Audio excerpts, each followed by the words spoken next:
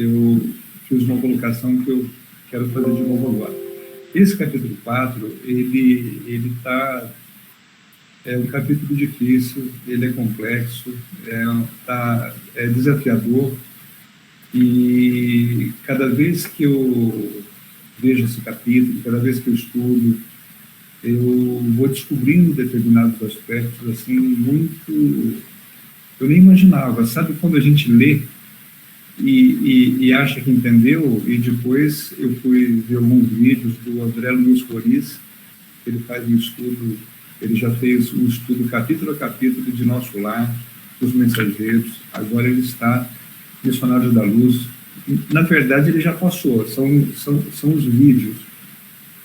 E eu procuro ouvir bastante antes de fazer minhas explanações aqui. E as revelações, elas são tão surpreendentes, que a gente lê e acha que não é aquilo, e acaba sendo aquilo. E André Luiz, ele faz algumas colocações que nos surpreendem muito. Se lembram do capítulo 3, Desenvolvimento Mediúnico?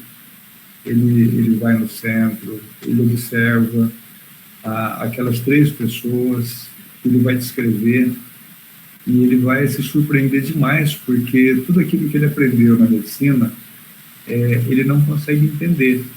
E, segundo uma voz corrente hoje, André Luiz teria sido a reencarnação de Carlos Chagas, né? Não sei se vocês já ouviram isso.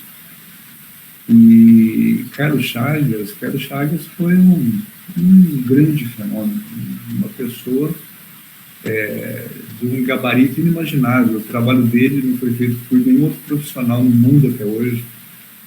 E tanto que quando o Einstein veio aqui no Brasil, tirou uma fotografia junto com ele. Então, ele de uma capacidade para nós inimaginável.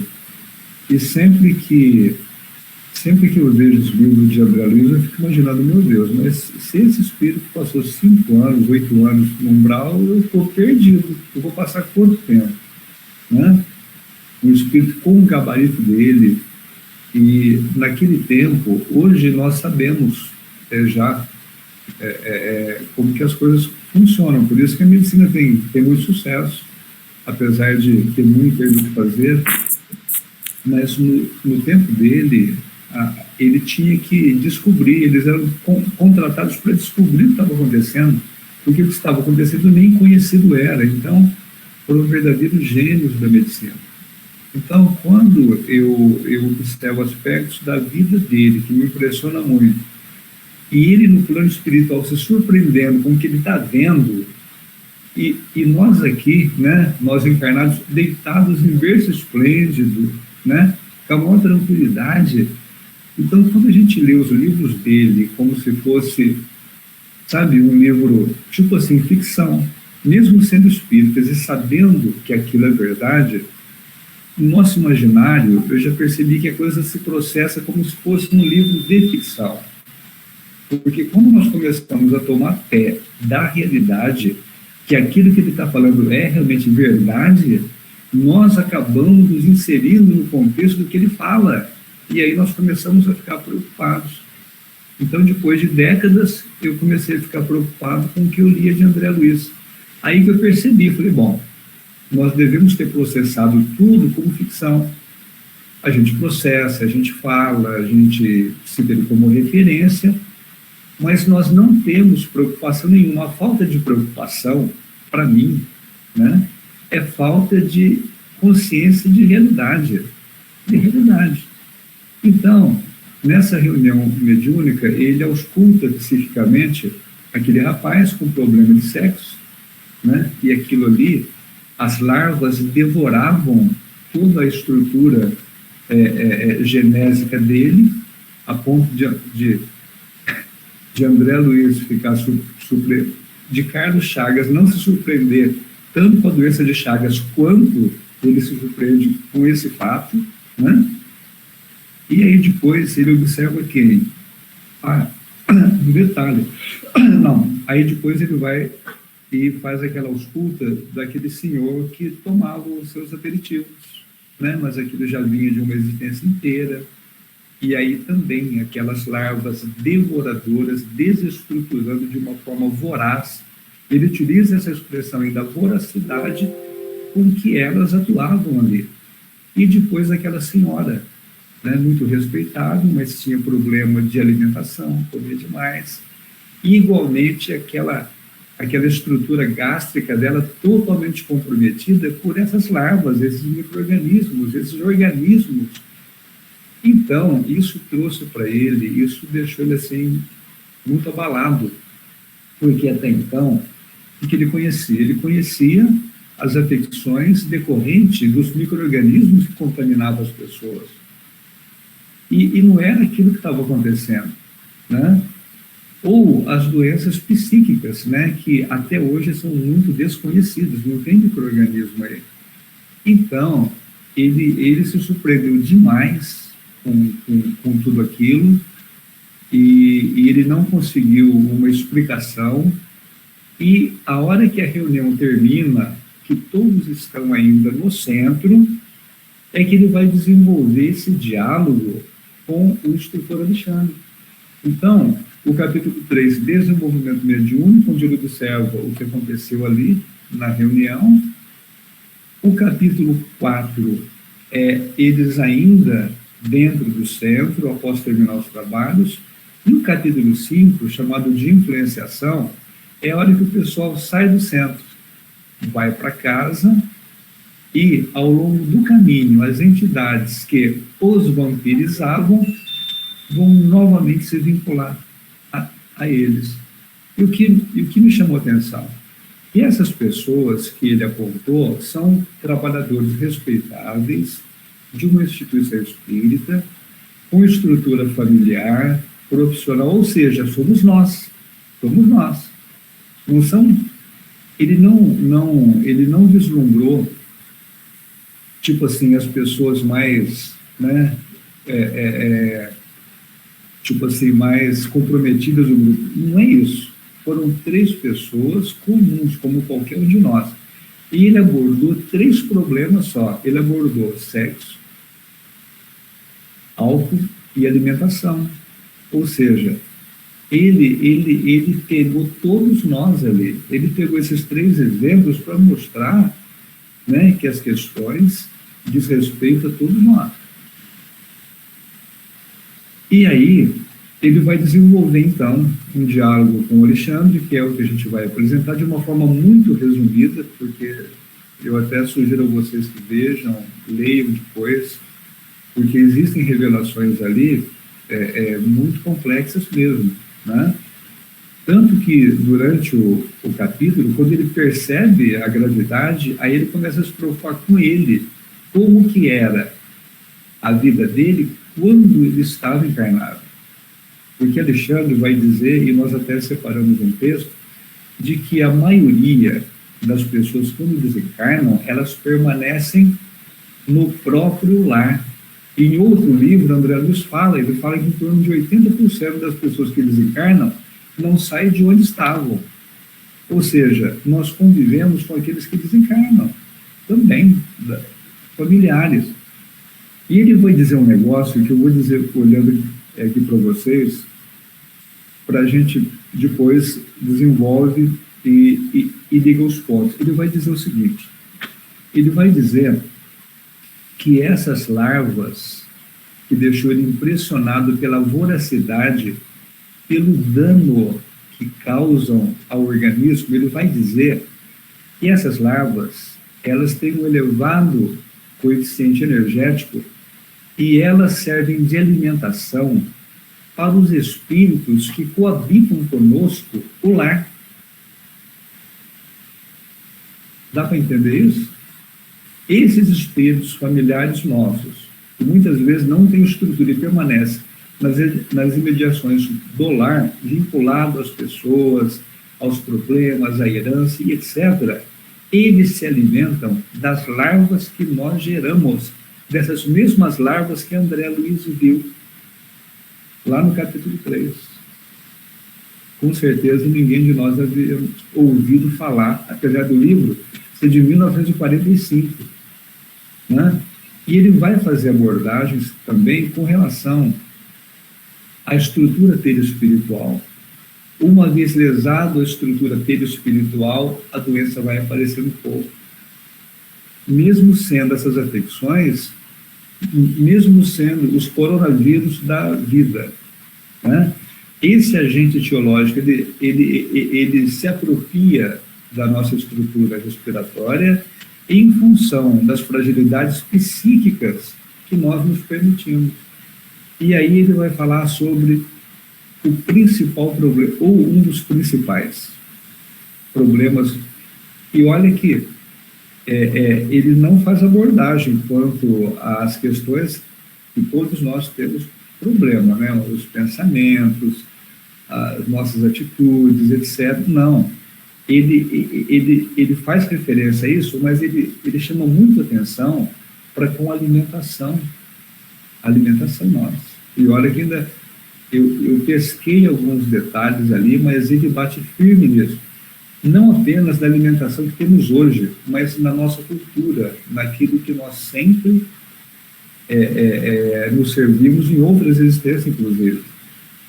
E ali ele fala sobre a forma com que nós tratamos os animais. Ele vai dedicar grande parte do capítulo para mostrar que nós nos alimentamos daqueles seres através dos quais nós deveríamos proteger. Então, são abordagens assim que nos atingem muito mesmo, né?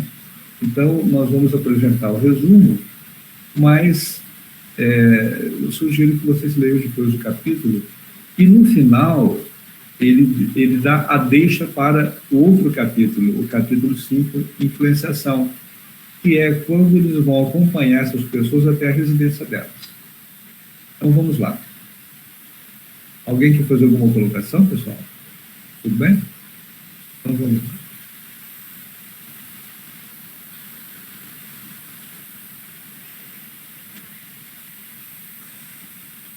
Apareceu aí? Tá, então eu fiz alguns tópicos para a gente poder resumir. Então, olha lá, a sessão de desenvolvimento mediúnico, segundo deduzida a palestra entre os amigos encarnados, foram muito escassa em realizações para eles, ou seja, eles entraram frustrados, como nós vimos, e saíram frustrados. Todavia, não se verificava o mesmo em nosso ambiente, ou seja, no ambiente espiritual, onde se podia ver a enorme satisfação em todas as fisionomias, a começar de Alexandre, que se mostrava jubiloso, ou seja, os resultados que se obtiveram espiritualmente foram muito promissores, em benefício das mesmas pessoas, dos mesmos médiuns que saíram muito frustrados por não terem tido aquela resposta mediúnica que eles desejavam.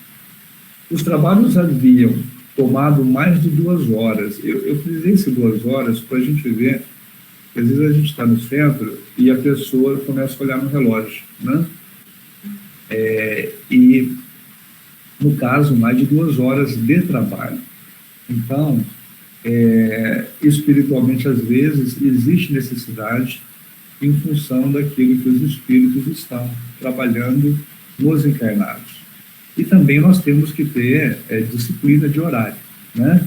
Então é muito interessante essa questão, a disciplina que nós impomos e aquilo que às vezes as entidades precisam para desenvolver seus trabalhos.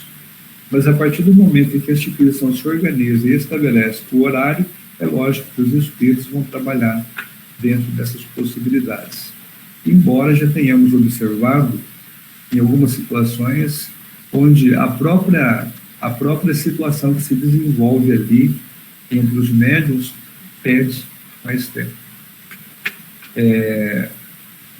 E André Luiz, ele vai dizer que tudo aquilo lhe chamou muito atenção, né? Ele observou demais o que aconteceu, principalmente o esforço que foi despendido pelos guias espirituais. Havia grande número de trabalhadores que, além de dar assistência aos encarnados, eles também atendiam, olha o detalhe, a longas filas de entidades sofredoras do plano do espírito. E Alexandre, que é o instrutor de André Luiz, ele vai acabar tocando ali na tecla que realmente impressionou mais André Luiz, que foram aquelas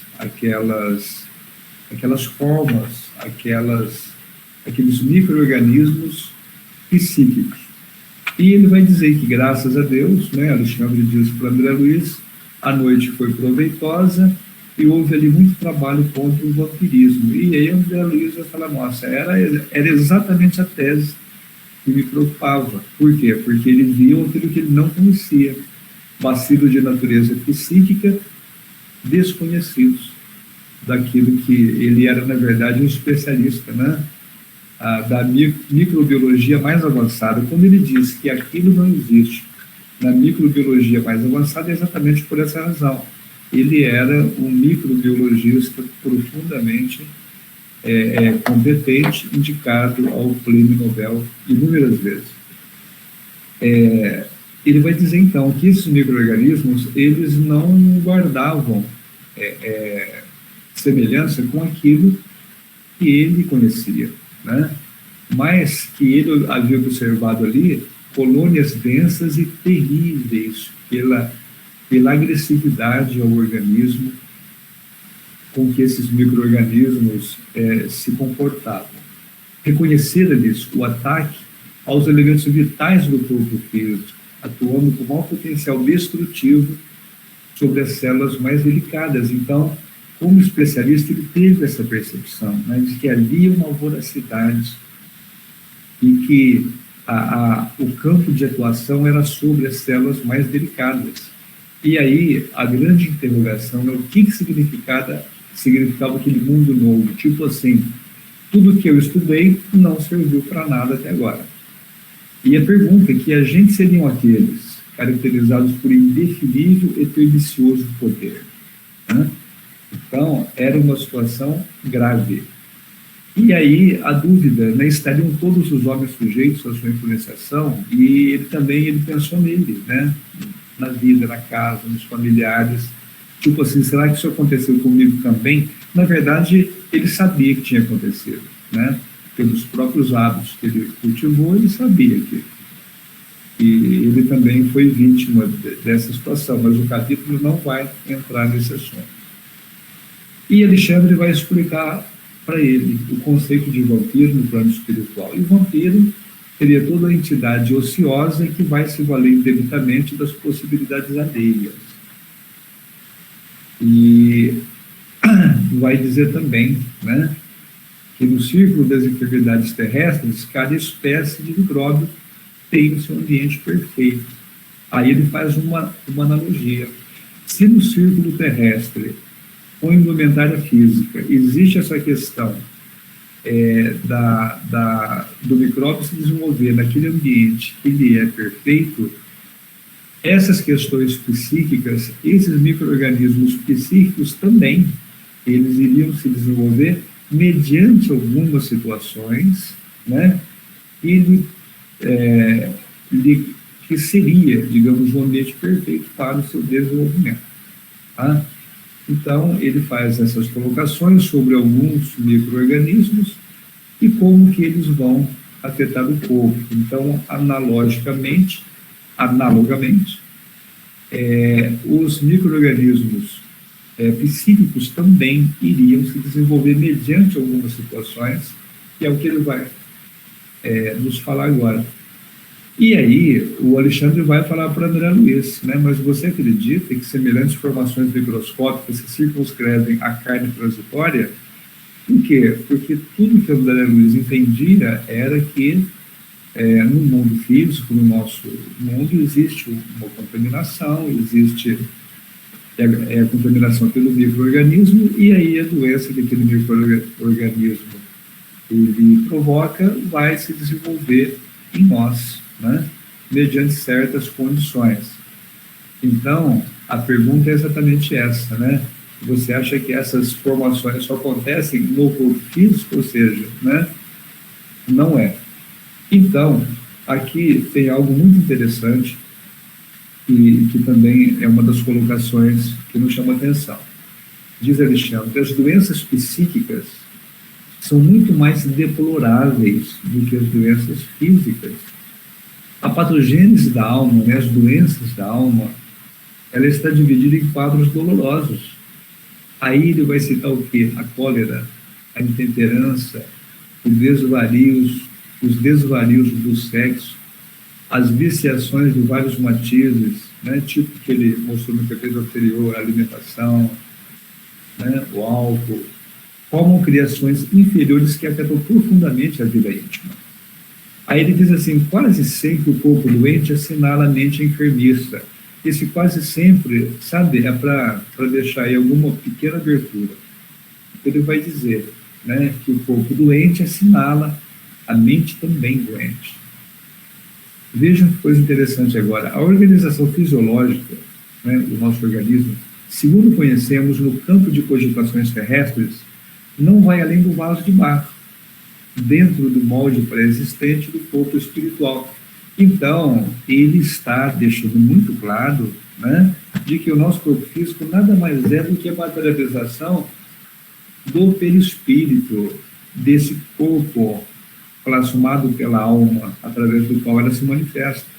E aí ele diz, atingido o molde em sua estrutura pelos golpes das vibrações inferiores, o vaso refletirá imediatamente.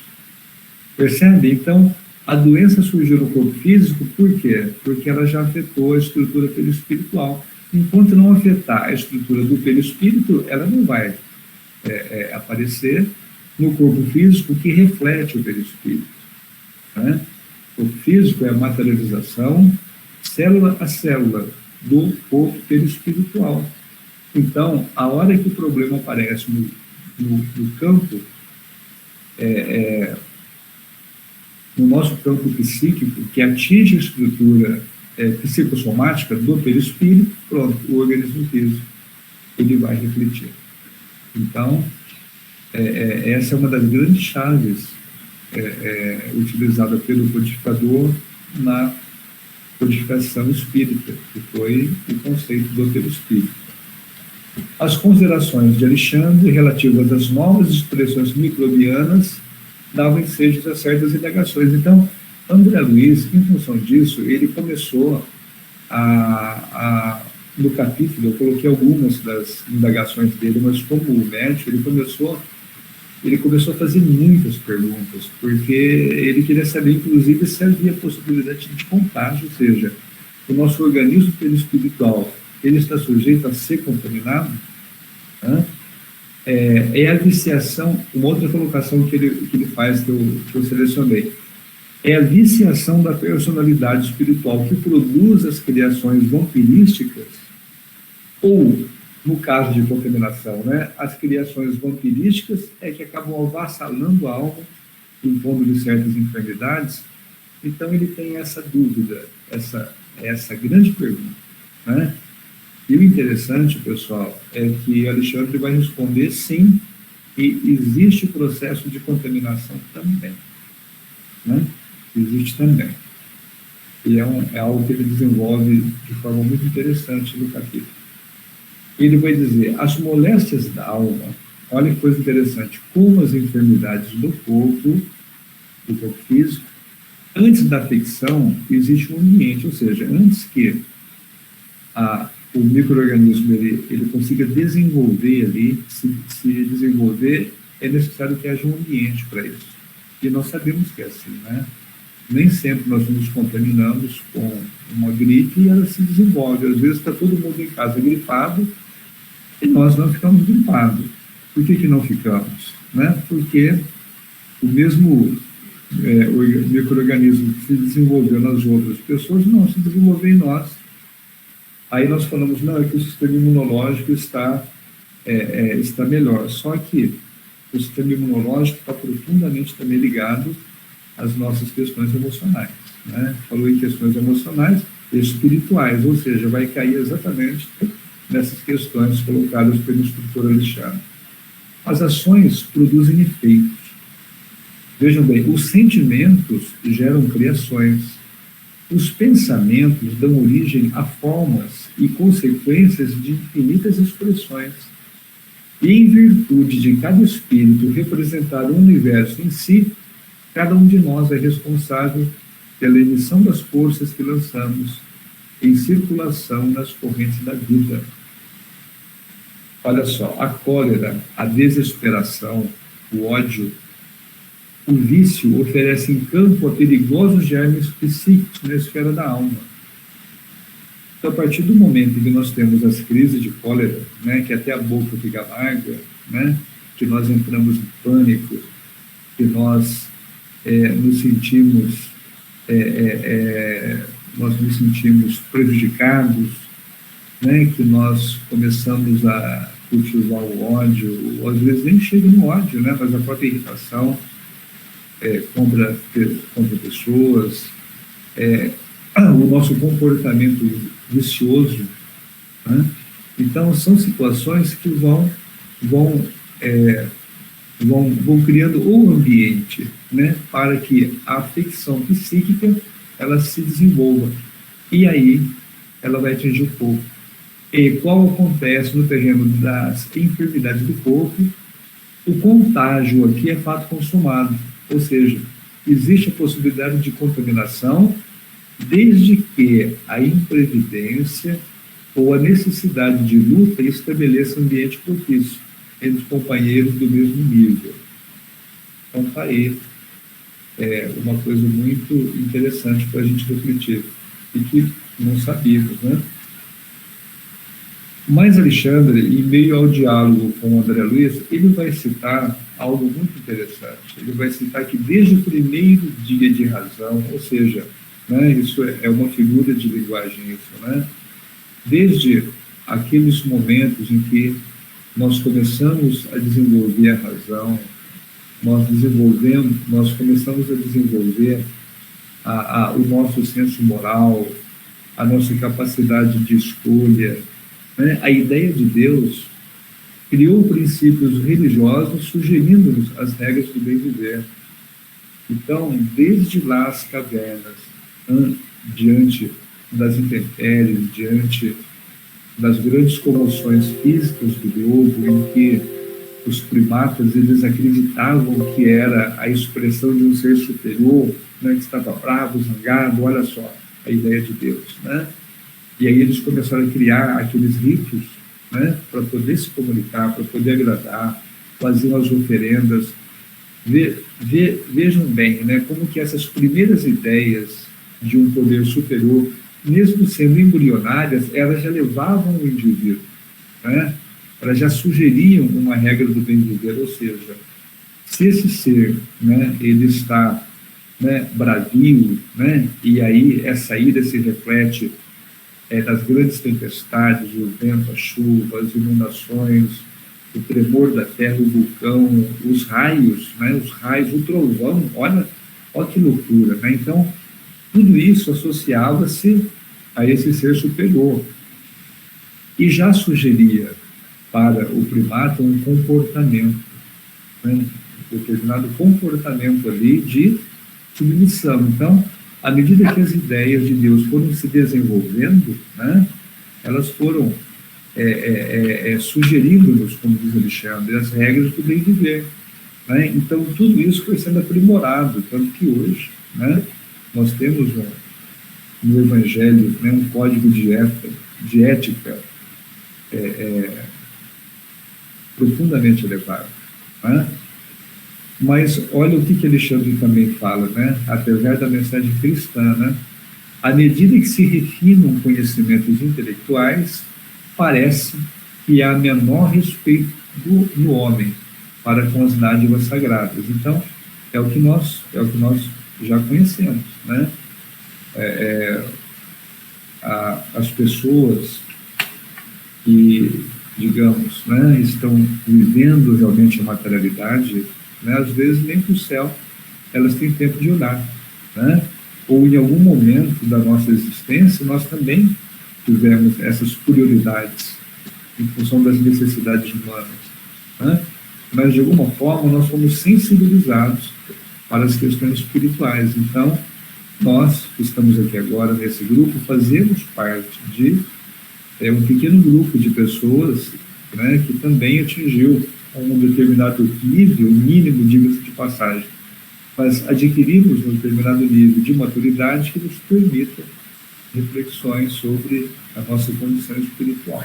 E encontramos no Espiritismo esse terreno propício ao desenvolvimento dessas ideias com as quais nós nos identificamos, sabe-se lá, né, por quê, né? E chegamos nessa existência e estamos conduzindo com muita seriedade essas questões ligadas à espiritualidade. Com certeza, no passado, em outras existências, nós não havíamos priorizado essas questões, né? Da mesma forma que as pessoas que hoje ainda não se preocupam, futuramente serão levadas, sim, porque essas questões, elas fazem parte da nossa natureza, né? Então, elas dizem respeito a nós. Diz ainda André Luiz, não, Alexandre, cumpre ainda reconhecer que nós mesmos, em todo o curso das experiências terrestres, ou seja, em existências anteriores, na maioria das ocasiões, fomos campeões do endurecimento e da perversidade contra nossas próprias forças vitais. Né? Então, quando a gente se lembra, né, das histórias, né, da corte, né, de Calígula, né, de várias passagens bíblicas que mostram a forma vil com que a humanidade, né, diga-se nós lá atrás, né, nos conduzimos frente a questões ligadas à alimentação, ligadas ao sexo e no trato para com as pessoas, principalmente para com os súditos, né? Então, nós fomos criando problemas de toda ordem, né?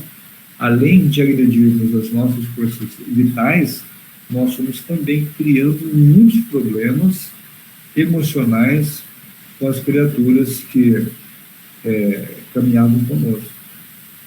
Entre abuso do sexo e da alimentação, e olha que ele está abordando só essas duas questões, com mais ênfase. Entre abuso do sexo e da alimentação, diz Alexandre, desde os anos mais tenros, nada mais fazíamos que desenvolver as tendências inferiores, cristalizando hábitos malignos. Então, essas questões nós estamos trazendo lá de trás. Agora, nessa existência, é que nós estamos falando da necessidade da nossa reeducação espiritual, né? Então, se nós já tivemos, né, milhares e muitos milhares de existência, agora é que nós começamos a ter um pouquinho mais de preocupação. E olha lá, né? Tem dia que a gente ainda atravessa o sinal, né? E não cuida muito bem do povo. Então, nós estamos, digamos, numa fase de transição, né? Estamos desconfiando da necessidade de uma postura ético-moral e material mais comedida. Seria, pois, de admirar tantas moléstias do corpo e degenerescências psíquicas.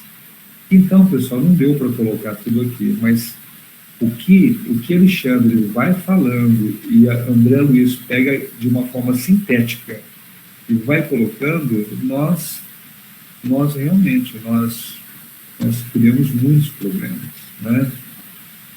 E olha que Alexandre só está falando dos problemas que nós queremos para nós, né? Nesse capítulo ele deixou de lado os problemas que nós queremos para os outros, que com certeza foram muito maior, né? E aí ele fala moléstias do corpo e degenerescências, né, psíquicas, ou seja, o desenvolvimento das doenças mentais.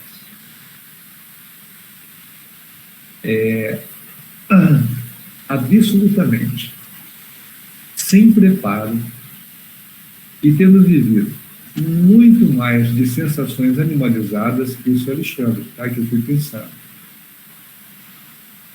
Absolutamente sem preparo e tendo vivido muito mais de sensações animalizadas que de sentimentos e pensamentos puros, as criaturas humanas, além do túmulo, em muitíssimos casos prosseguem imantadas aos ambientes domésticos que lhes alimentava o campo emocional. Dolorosa ignorância prende-lhes os corações, repletos de particularismos, encarceradas no magnetismo terrestre, enganando a si próprias e fortificando suas antigas ilusões. Esse é o panorama de 80% da população do globo, segundo André Luiz, no outro livro.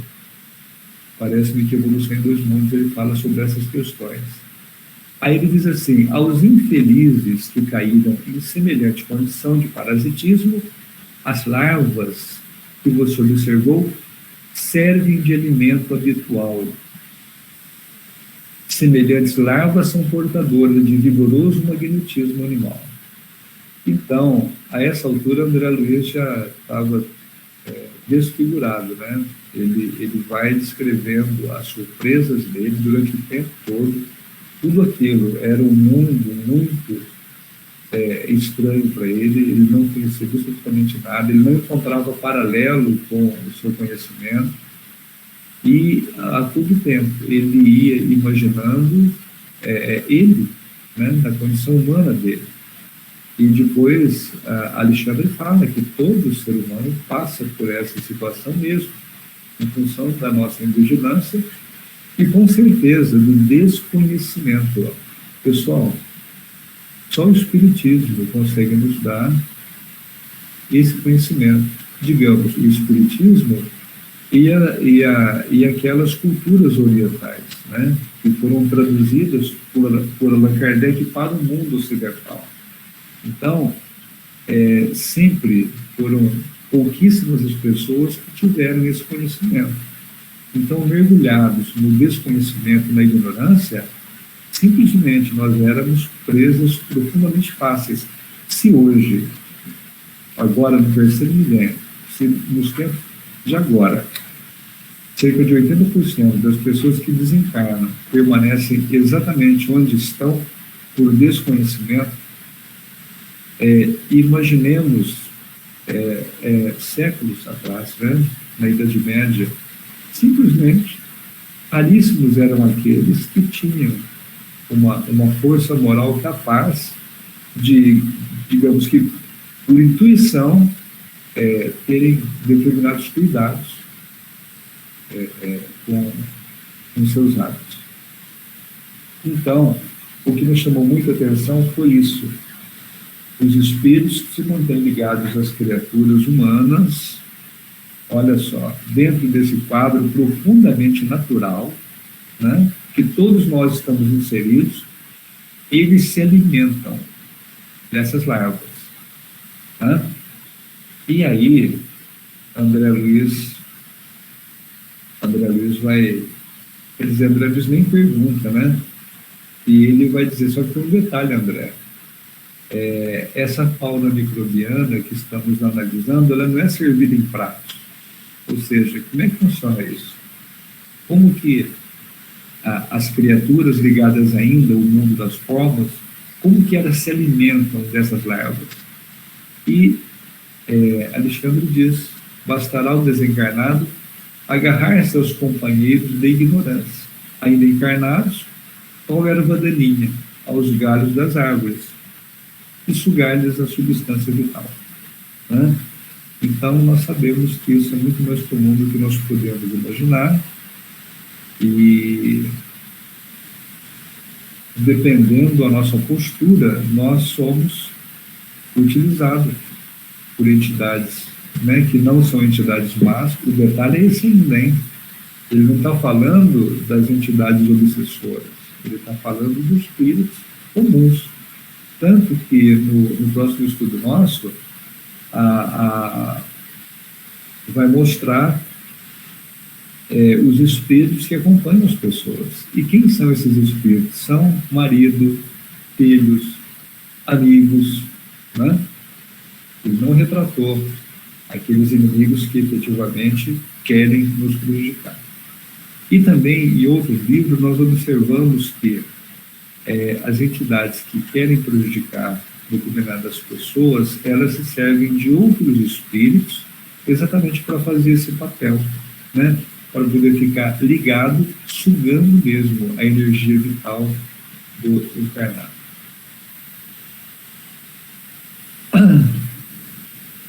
Por que tamanha estranheza? Alexandre vai perguntar, né? André Luiz estava transfigurado a essa altura. E aí ele pergunta para André Luiz, por que você está tão estranho, né?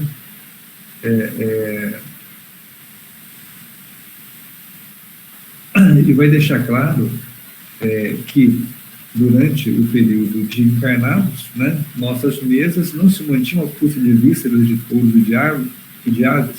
Então, ele vai fazer um paralelo agora com relação ao nosso hábito alimentar. Né? Porque ele, nesse paralelo, ele faz uma analogia muito natural, ou seja, da mesma forma que nós nos utilizamos das vísceras dos animais para nos alimentar, né? É um processo muito semelhante ao que o André Luiz observou relativamente à alimentação dos desencarnados em termos de se nutrir dessas formas psíquicas. Então, Alexandre faz uma longa explanação, nós vamos ler rapidamente, eu selecionei alguns textos, só para a gente ter uma ideia de que a nossa fragilidade, ela está, lógico, no campo das emoções, mas ela está também no campo da nossa alimentação. Vejam como que Alexandre é extremamente crítico a essa questão. A pretexto de buscar recursos protéticos, exterminávamos frangos e carneiros, leitões e cabritos incontáveis, sugávamos os tecidos musculares, roíamos os ossos. Então, Alexandre está falando dele, de André e de todos nós no passado. Né? Passado deles ainda o nosso presente. Não contentes em matar os pobres seres que nos pediam roteiros de progresso e valores educativos, para melhor atenderem à obra do Pai, dilatávamos os requintes da exploração milenária e infligíamos a muitos deles determinadas moléstias para que nos servissem ao paladar com a máxima eficiência. Ou seja, como se não bastasse a gente matar certos animais, nós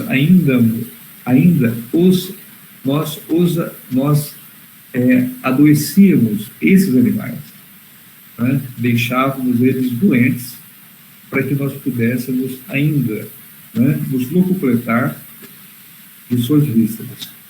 Doentes. O suíno comum era localizado por nós em regime de selva, e o pobre animal, muitas vezes, à custa de resíduos da lavagem, né, devia criar para nosso uso certas reservas de gordura, até que se prostrasse de todo ao peso de banhos doentias e abundantes. Pessoal, na minha infância, e acredito que na infância de alguns de vocês, nós percebíamos isso, né? O porco era engordado até não conseguir mais se levantar. Ele não conseguia. Era uma gordura doentia e aí ele era então abatido. Né? Olha só. Colocávamos gansos nas engordadeiras para que hipertrofiassem o fígado, de modo a obtermos pastas substanciosas destinadas a quitutes que ficaram famosos, despreocupados das faltas cometidas com a suposta vantagem de enriquecer os valores culinários. Então, olha como que nós agimos, né? Alexandre pode falar no passado, mas isso aí é a nossa realidade presente. Em nada nos doía o quadro comovente das vacas mães em direção ao matadouro, para que nossas panelas transpirassem agradavelmente. Encarecíamos com toda a responsabilidade da ciência a necessidade de proteínas e gorduras diversas, mas esquecíamos de que a nossa inteligência, tão fértil na descoberta de comodidade e conforto, teria recursos de encontrar novos elementos e meios de incentivar os suprimentos proteicos ao organismo sem recorrer às indústrias da morte. Então fica muito claro por isso aqui que nós não temos mesmo necessidade de abater os animais, de matá-los, de sacrificá-los, né, de assassiná-los, para que a gente possa se valer de suas vísceras. Esquecíamos-nos de que o aumento dos laticínios para enriquecimento da alimentação constitui elevada tarefa, porque tempos virão para a humanidade terrestre em que o estábulo popular será também sagrado. Eu sempre achei isso, né? Particularmente eu sempre achei, né, de que matar um ser humano e matar um animal é um crime aos olhos de Deus. Talvez por matar o animal o crime seja até maior, né? Porque, como diz Alexandre, os animais, eles são colocados sob a nossa tutela para que possamos auxiliá-los no nosso desenvolvimento, no desenvolvimento espiritual deles. E depois dessas colocações, Alexandre fala, olha, se nós não... Porque André Luiz, ele questiona, né? Não, mas e a proteção espiritual? E Alexandre fala, mas como?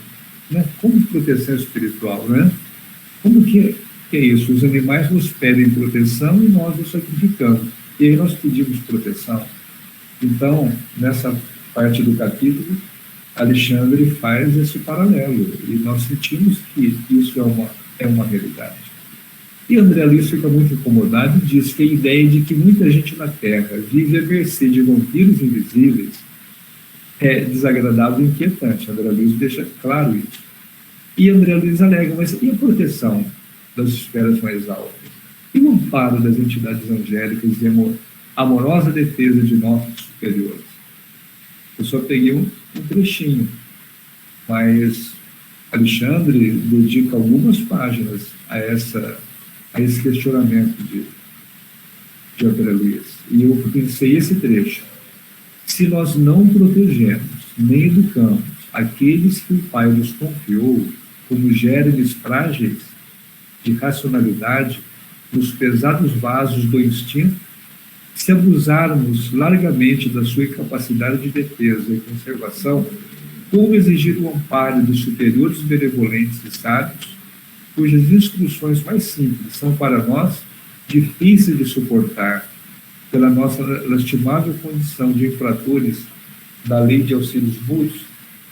Então, Alexandre deixa muito claro isso, né, que nós falhamos mesmo, os princípios da vida não nos permitem, a essa altura, nós temos o comportamento que temos.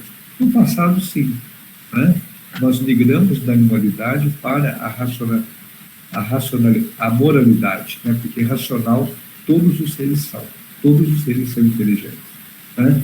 Mas nós, na fase de humanidade, nós desenvolvemos o senso moral, então aí as coisas ficam diferentes, né? E tem uma parte que eu não coloquei, onde ele vai falar, né, que os animais domésticos confiam em nós, né, e nós os abatemos. Então, é uma coisa que dói bastante também ao longo do texto. E aí ele vem já finalizando, ele diz assim, porque ele está se referindo aos problemas do grupo mediúnico, daquelas pessoas que traziam no corpo as larvas agressivas, e estavam querendo desenvolver mediunidade, né? Aí ele fala, olha, o legítimo desenvolvimento mediúnico é problema de ascensão espiritual dos candidatos às percepções sublimes. Não importa que os nossos amigos, ansiosos pelos altos valores psíquicos, tenham vindo até aqui sem a devida preparação. Embora incipientes no assunto, lucraram muitíssimo, porque foram auxiliados contra o vampirismo venenoso e destruidor. Surpreendeu-se você com as larvas que lhes avassalam as energias espirituais. Agora verá as entidades exploradoras que permanecem fora do recinto, esperando-lhes o regresso. Então, ele diz o seguinte, André Luiz se surpreendeu com as larvas, mas a questão, além das larvas, elas residem nas entidades exploradoras que permanecem fora do centro e que estão esperando o pessoal na saída para acompanhá-los e se vincular a eles, que vai ser o resultado que vai ser o próximo capítulo, né? E André Luiz, ele percebe que as pessoas têm uma vibração, né, semelhante a dos guias, mas Alexandre fala, olha, infelizmente elas não sustentam até em casa esse padrão que lhes envolve. Só que é como ele fala aqui no texto, a simples participação no trabalho, né, no caso do trabalho mediúnico, nós sabemos que isso é extensivo para todas as atividades do centro, ou seja, todos aqueles que estão sob a tutela da instituição espírita, eles são tratados, são cuidados, são orientados. E aí, pelo simples fato deles participarem desse trabalho mediúnico, eles acabam tendo suas energias repostas em função do processo de vampirização a que eles estão submetidos. Então, nós vamos observar que eles saem bem, porque eles foram, digamos, vitalizados, né? A hora que chega em casa, começa tudo de novo, depois eles voltam para o centro, né? Outras vezes, e a instituição espírita vai fazendo esse papel, né? O contato com a espiritualidade superior vai nos revigorando a nossa estrutura psíquica e vital, de forma que vai se, digamos, prorrogando, vai dando para nós um tempo de fazer as mudanças que nós temos que fazer no nosso mundo íntimo e nos nossos hábitos, de forma que essa questão ligada às doenças a que estaríamos sujeitos, muitas vezes nós somos beneficiados e elas não se desenvolvem ou não se desenvolvem como poderiam desenvolver. A maioria, rompido o nosso círculo magnético, ele está falando agora das pessoas que estão saindo do centro e vão para casa.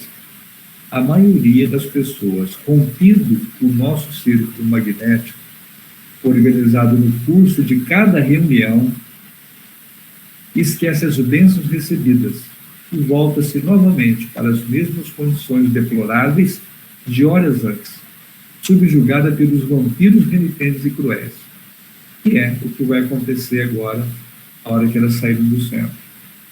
E aí, encerramos com essa exclamação de André Luiz, né? Que lições!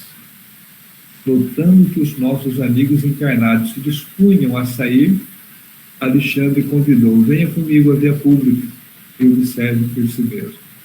Tá? É o que eles vão, o que vai ser observado no próximo capítulo, chamado Influenciação.